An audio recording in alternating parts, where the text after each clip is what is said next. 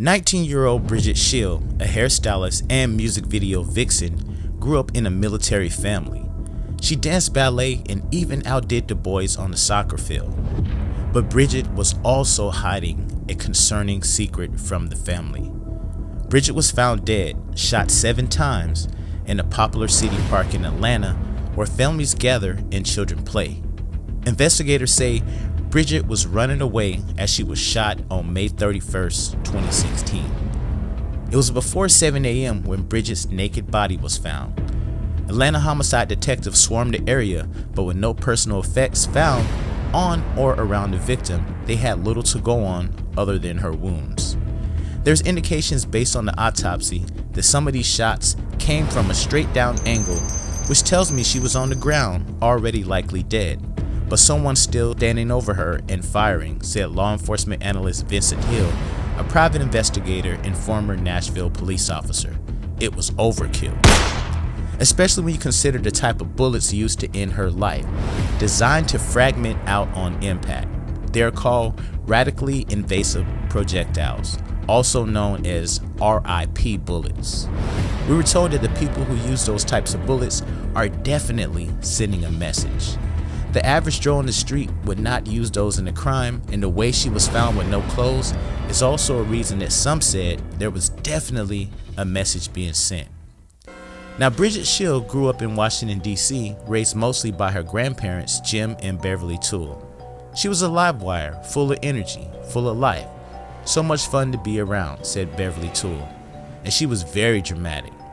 But even at a young age, Bridget had her demons, a dad she never knew, and a mom she rarely saw. I feel like part of my heart has been taken away. Part of me is missing, and I feel worried, sick, that she may have suffered. I don't know if she was tortured. I don't know what happened. I feel so guilty. The shadow would have cut us. She got sadder as she got older, said Beverly. She did have low self-esteem, and she was teased unmercifully because of her size. Her first year of high school was honor roll, and then she started skipping school. She was making such bad life choices, hanging out with the wrong people. She was making her life dangerous, and it scared us. So when Bridget decided that she wanted to go live with her mom more than 600 miles away in Atlanta, Beverly agreed. She said, "I thought it would give her a new chance." And it seemed to. In Atlanta, Bridget seemed to shed her low self-esteem, becoming a model and pursuing a budding career in the limelight. Atlanta is the new Hollywood of the South. It's the new Motown, said Vince Hill. I mean, there's a rap studio on every corner here in Atlanta, so I think she was attracted to what Atlanta had to offer. Someone trying to go on to bigger and better things. Then, a big break. Bridget gets cast in a music video for recording artist Chris Waddle's song, Open Fire, as an Amber Rose lookalike. But apparently, there were some pretty dark shadows surrounding her spotlight.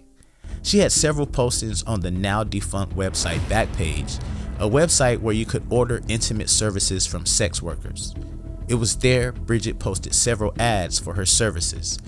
Ads posted under the names Nastia and Spice, they read in part. "I make every encounter special, and I aim to please in the most desirable ways." Bridget's grandma Beverly Toole says she didn't think that Bridget was doing it on her own. She thought that possibly her boyfriend had gotten her to do it. She said she wouldn't be surprised at all that he hadn't talked her into doing that. The boyfriend she's talking about is Kevin Kinney, and friends apparently had a lot to say about him. He was older, spent some time in and out of jail, and there were claims from friends in the community from others that he was perhaps part of an underground organization, a gang. We had a couple police reports that perhaps their relationship was very volatile. In fact, just a few months before Bridget was murdered, she made a call to 911 that was recorded. 911, what's the emergency? I just need to place a restraining order on somebody. Were you assaulted in any way? Yes. And who's this person to you? He was my boyfriend. Okay, hold on. I don't want you guys to go to his house because he said if I call police, he's going to kill me. Now, Bridget went on to tell the police that Kenny hit her in the face, but ultimately she declined to press charges. Then just 2 days later, police would return to the home, not for Kenny, but for Bridget, who was fighting with another woman, Kenny's baby mother to be exact. Before her death, Bridget was living with Kevin Kenny and the mother of his child, Brittany Aloka. Police say Bridget Shield was running away from her killer when she was gunned down in an Atlanta area park. Despite all odds, I'm still here. Those are the words spelled out in one of the tattoos used to help identify the body of 19-year-old Bridget Shield.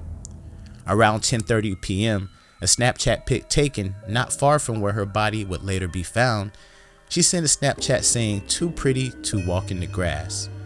A few minutes later, she calls a friend. The friend says, "Hey, she seemed fine. Nothing was amiss." But sometime very shortly after that, everything changed. After that, we got a report that some neighbors watched some people escorting her through that area of the park. Around 11:30s, she's seen at a Shell gas station in Stone Mountain, Georgia, with two black males. I've heard that she was at a gas station in her car. She was not driving. She was in the front seat, but in the passenger side, and I've heard that she looked very unhappy, said Beverly, her grandmother. 2 hours after that, around 1:30 a.m., a man calls 911 to report hearing multiple gunshots at the park. And then, the gruesome discovery. Police immediately canvassed the area looking for witnesses and clues. And a day after that, Atlanta police confirmed they found Bridget's car. Her car was actually found about 2 miles from where she was last seen with those two black male individuals, which is actually about 20 miles from where she was killed. Police did question Kevin Kenny and his baby mother shortly after the murder. To date, neither of them have been publicly named by police, and no charges have ever been filed. Now, Atlanta police announced a suspect in the 2016 murder of 19-year-old Atlanta model Bridget Shield. It's been about 2 years since her body was found naked and riddled with bullets. Until now, police never announced a suspect. Christopher Spencer, age 28, was charged with the murder in her death. Spencer was already in prison when he was arrested. He's serving a life without parole sentence in Macon State Prison for the murder of a DeKalb County couple in a home invasion. In a Thursday afternoon news conference, Atlanta Police Major Michael O'Connor laid out details of what led to Spencer's arrest. Now, Spencer is a known gang member and is accused of shooting and killing the couple execution style. In March 2018, Spencer was indicted with 8 other alleged gang members for the murder of 2 Jonesboro youths in 2016. Such young lives taken and gone way too soon. This is what happens in the mean streets. This is Viral Crimes Today. If you haven't, make sure you go ahead and click that subscribe button and be on the lookout for our latest content.